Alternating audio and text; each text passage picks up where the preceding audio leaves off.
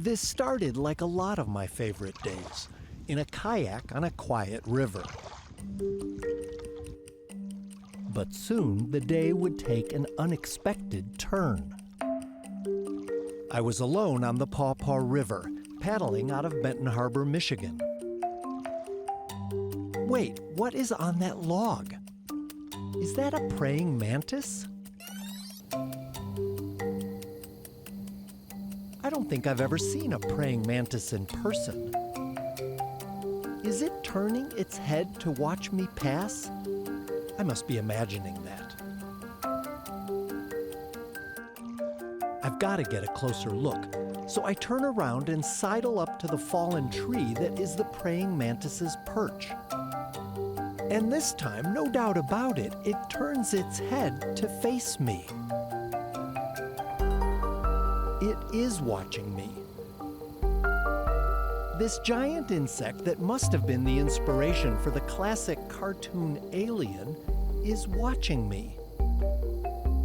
And it doesn't seem to be scared, at least not enough to fly away, or walk away, or whatever it would do. I'm a little scared, so before I get any closer, I Google, "Are praying mantises dangerous?" And I learned that while they can be quite rough on their prey, they're harmless to humans. So I get in closer, hoping to get a few shots before I scare it off. But it doesn't seem scared at all. It seems curious. I know, I shouldn't anthropomorphize this critter, but am I wrong to say that it seems every bit as interested in me as I am in it? Soon, I'm feeling ready to take our relationship to the next level. Will it read this gesture as a sign I can be trusted? Doesn't seem to make a difference. But then, after half an hour of just looking at each other, an amazing thing happens. It begins to approach. Tentatively at first, and then with a little more swagger.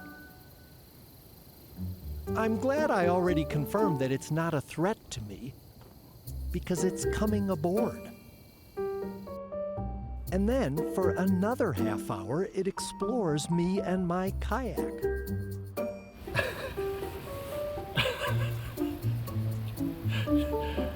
This is totally wild. There's a praying mantis on the bottom of my shoe that I can't even see it because it's on the bottom of my shoe. It makes itself quite at home on this new perch. And soon it's ready to make the move to my hand. That is the wildest thing. But now I am in be careful what you ask for territory. Because while I know that this thing won't hurt me, it's tough to keep my cool as it moves from my hand to my arm. Oh, now that's getting a little creepy. Ooh, jeez. Even though I get it back to more comfortable territory, this giant insect still wants to be better friends. And then, as it explores me, it manages to find the one place I can't film it, on my hand that is holding my phone.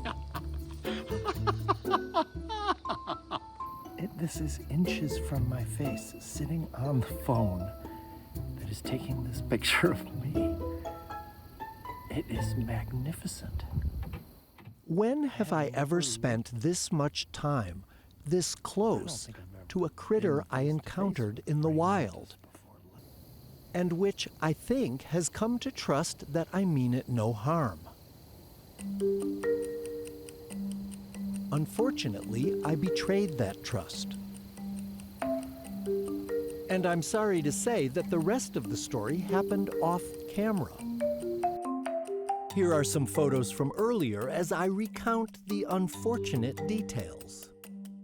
The praying mantis spent several more minutes on my hand and then startled me by quickly walking up my arm toward my face. I instinctively flicked it off. It landed in the water where I watched it flail as the current carried it downstream. I was horrified, and I couldn't let my new friend drown, so I took off after it, eventually using the kayak paddle to gently scoop it out of the water. Then somehow, with that same paddle, I made my way to the shore, and here is my stunned friend on the paddle, just before I returned it to safety, and then watched it quickly take off into the brush. Did I teach it that humans can't be trusted? Maybe that's not a bad lesson. And what did it teach me? Something pretty simple, really. The benefits of quiet, patient observation.